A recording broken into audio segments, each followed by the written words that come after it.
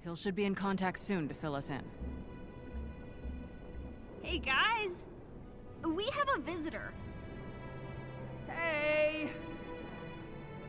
You know, you guys should really consider getting a doorbell. Or a front door.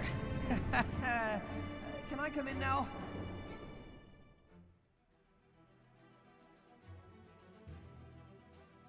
On August 3rd, 2020, Marvel fans around the world were informed that Spider-Man would be swinging into Square Enix's Avengers game. Lead combat designer Vince Napoli stated that they were hard at work, making sure our hero moves and fights like he should, no matter which one of our war zones he finds himself in. Spider-Man would move gracefully, using a variety of web configurations and gadgets. Now over a year later, Spider-Man has finally landed in Marvel's Avengers. Has the long wait been worth it? Hey everyone, and welcome back to the JumpCut Play YouTube channel. Sam here, and I'll be taking you through our first impressions of the web-slinger's debut in Marvel's Avengers. The footage you are seeing was captured on the PS4 version of the game, so my apologies there. It's played on the PS5 however, and we would have featured the next-gen upgrade that we previously reviewed, but it does require a whopping 200GB to reinstall, and honestly, I just don't have that kind of space at the moment. The first thing to note about Spider-Man's appearance is that it bears a different purpose than some of his mighty allies. The additions of Kate Bishop and Black Panther respectively saw an influx of fresh mission chains, taking us from the streets of New York to the wondrous vistas of Wakanda. This time around, Spider-Man's implementation is known as a hero event, with story-based missions to explore as Peter. Spider-Man's portrayal is voiced by Sean Chiplock, who noted Tom Holland's MCU iteration of the character as an influence. And you can hear this influence worn proudly on his sleeve while still adding his own stamp on the character. You don't have to wear that mask around us if you don't want to.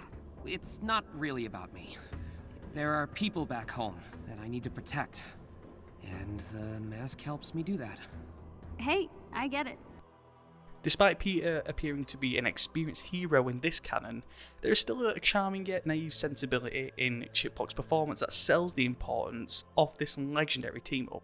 You'll often find Peter wisecracking to his fellow Avengers, or if you take the time to explore, you can be treated to some unique interactions as well. Hey, who's the best Avenger? Oh, you are. You're the bestest Avenger that ever Avengered.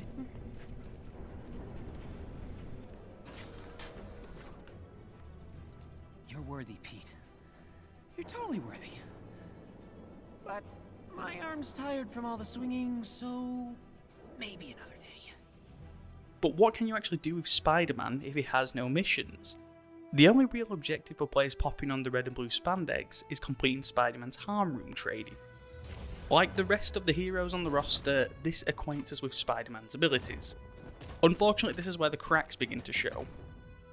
Spider-Man is equipped with the usual methods of combat and agility we've seen before, from web zipping to specific points, perfect dodging, and special attack mechanics, and, of course, web swinging. In the confines of the harm room, Spider-Man's abilities are enjoyable to begin with. As there is a ceiling present in this environment, the illusion of Spider-Man's webs propelling him around is intact.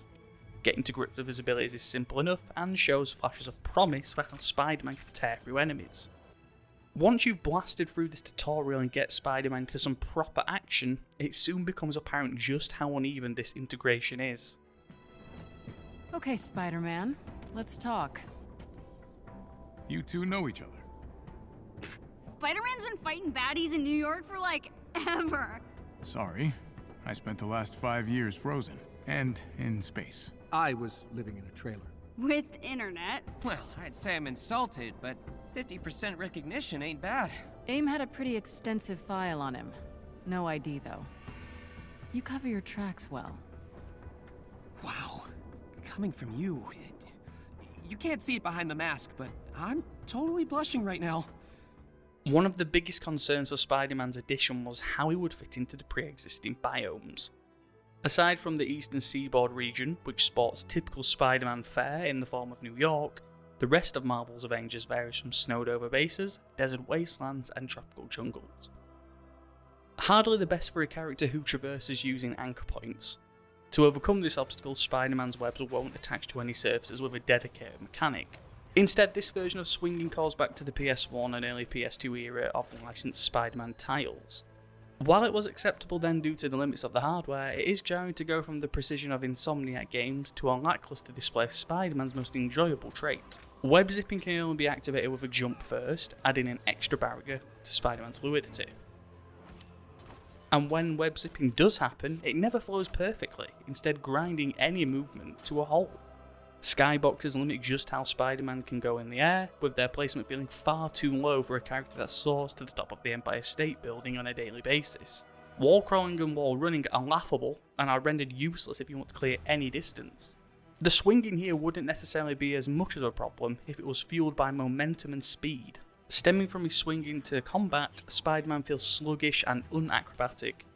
His light and heavy attacks feel far too weighted, and not in a satisfying sense. There is a considerable lack of grace, with Spider-Man feel like he's constantly in need of a break from heroics. Animations don't seamlessly blend into each other, with every hit leaving more to be desired. Even the animation for webbing up foes seems odd, with Spider-Man aiming his arms like guns rather than using webs as an extension of his prowess. The absence of a counter-attack is felt, as Spider-Man can only perform dodges with no opportunity to deal powerful riposte to his enemies. There is the chance to pull off a perfect dodge, which will grant a brief time slowdown, but the game's failure to register Spider-Man's vicinity to enemies is frustrating. This extends to long-range web yanks to either launching Spidey into opponents or pulling them towards him. Webs will shoot largely into the ether, unless you're looking directly straight at your target, but there isn't an indication to let you know you've done that either. In the moments of downtime between matches, there are plenty of unlockable costumes for the webhead. Yet most of them are rehashed versions of each other that show off alternative colour schemes. Spider-Man's canon is incredibly vast, with decades to pull from. It's a shame that the selection here, at least for me personally, isn't as thrilling. Spidey's skill tree has various attacks that can be slightly enhanced or buffed that can be activated during the heat of battle. If the decision to remove speed and insert a hero is present, then the lack of urgency initially would be forgivable. However, there are no discernible upgrades that can improve how Spider-Man ultimately feels. It truly does pain me to say that Spider-Man's arrival in Marvel's Avengers is an immensely flawed debut. Perhaps we've been spoiled too much by recent versions of the character, but with the experience and resources of Square Enix and Crystal Dynamics, this should have been a walk in the park. Marvel's Avengers may offer up repetitive and grind-based gameplay, but its issue has never been with how the heroes feel. Woefully, Spider-Man is just far too limited by his environments, while feeling supremely rough around the edges to control. Square Enix has reportedly got more content lined up for 2022, but for now, it seems like they've spun their last web. Thanks. Let's hope this was the right call, Pete.